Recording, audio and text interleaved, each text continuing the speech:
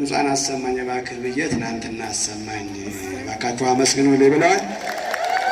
ለክብሩ መግለጫ 8000 ብር ምዳይ ወጣት አስገብቻለሁ ብለዋል። በደንብ አድርጋችሁ አመስግኑላቸው። ከዚህ በመቀጠል መምህር መላከ ሰላም መምህር ሙሴ ቀሪውን ሰዓት ይረከባሉ።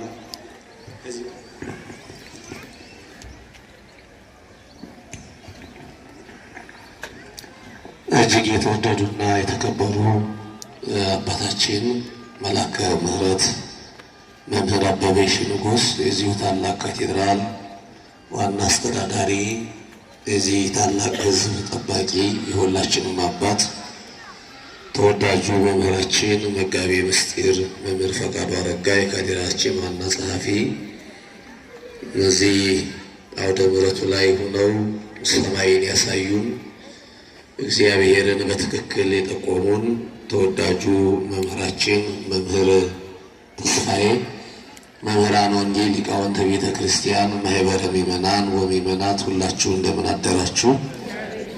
እንኳን አደረሳችሁ ለቅዱስ ገብርኤል ወርኃዊ በዓል መታሰቢያ። ደግማችሁ አመስግኑት እግዚአብሔርን። ለሶስተኛ ጊዜ አመስግኑት እግዚአብሔርን።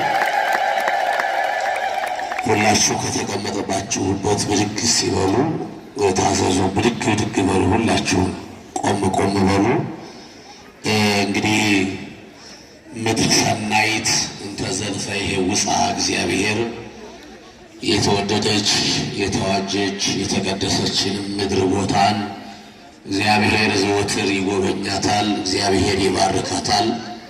ይቺ ምድር ደግሞ የቅዱስ ገብርኤል ካቴድራል የተሰራባት ኪዳነ ምሕረት ያለችባት ቃሉ የሚነገርባት እጅግ የተቀደሰች ምድር ናት። እንኳን ደስ አላችሁ። እረፍት የምናገኝባት ወንጌለ መንግስቱ የሚሰበክባት እውነት ለመናገር ክቡር አባታችን መላከ ምሕረት ከክቡር ጸሐፊያቸው ጋር ወደዚህ ቦታ ወደዚህ ካቴድራል ለአገልግሎት እንዲያሰሩ ከመጡበት ጊዜ ጀምሮ እጅግ በጣም በዓይን የሚታይ በእጅ የሚዳሰስ ታላላቅ የልማት ስራዎች እየተስፋፉ ይገኛሉ። አመስግኑት እግዚአብሔርን። ይህ ደግሞ መታደል ነው።